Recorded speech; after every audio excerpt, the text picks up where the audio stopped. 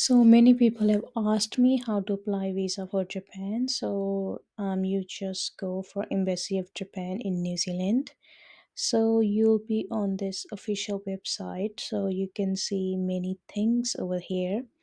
But we'll just go for visa and certificate. So when you click on there, you can see many things here: visitor visa, transit visa. We're just gonna go for visitors visa. So when you select that one, you can see this tourism and sightseeing. So these are all the requirements that we need to meet. So you can see here passport, visa application form, and your passport size photo, and then New Zealand visa. So it can be any visa, resident, work visa. And then you got daily schedule itinerary, accommodations, and others. We'll just go through one by one everything. So, first thing first, passport for sure. And then we need a visa application form. So, it looks like this. So, it's just a normal application form that when we apply for any visa, like work visa and stuff, but there's a different options there. So, date of arrival in Japan and what airline you'll be taking. If someone's inviting you in Japan, you need to give detail of the inviter as well, and then signature. So once you fill this one, you need to print it out. And then next we got passport size photo. So make sure it meets a requirement. When you go for passport size photo, just let them know it's for Japan visitor visa. And then New Zealand work visa or resident visa, you should just have a valid visa. It can be student visa as well, but it shouldn't be visitor visa. And then daily schedule itinerary. So this is basically your journey, what you're gonna do when you're staying in Japan. So you need to make a proper plan. Where are you going to, what places, and what are you gonna do on what day? So the first part, you need to choose where you'll be going, what airport, and departure date, arrival date. So I chose Cathay Pacific, and then I went to Hong Kong, and Hong Kong to Narita. So on the second part in here, you need to write all the activities that you're gonna do.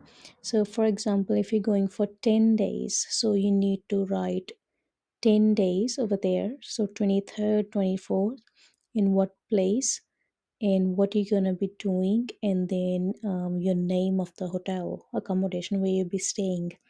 So this is bit time consuming for the people that have never been to Japan, because they need to Google. Just say if you're going to Osaka, you need to Google things to do in Osaka. So you can just write that I'll be in Osaka on 23rd of August and I'll be doing this. And then accommodations. So you need to book accommodations accordingly. So make sure you book accommodations that you can cancel, just in case, if your visa gets declined or you have to cancel the plans for some reason. So you can get the refund. So there should be cancellation. And then flight details. So the ticket, you don't need to buy the ticket. You just need to show the proof. You just need to confirm it, reserve it. So I found a one travel agent, and I just told them my preference for the dates and how many days that I want to go, and they just found cheap ticket for me. And then they just enter my passport name and passport number. So I just printed that one as a proof of reservation. So bank statement, it should be most recent one. So try to show some funds in that one, just to let them know that you have money to spend in the country. If you're going with your partner or parents, you need to give proof of relationship as well. So you must be wondering about fee now. So the fee is not that much. So I have Indian passport, so I paid $10, very cheap.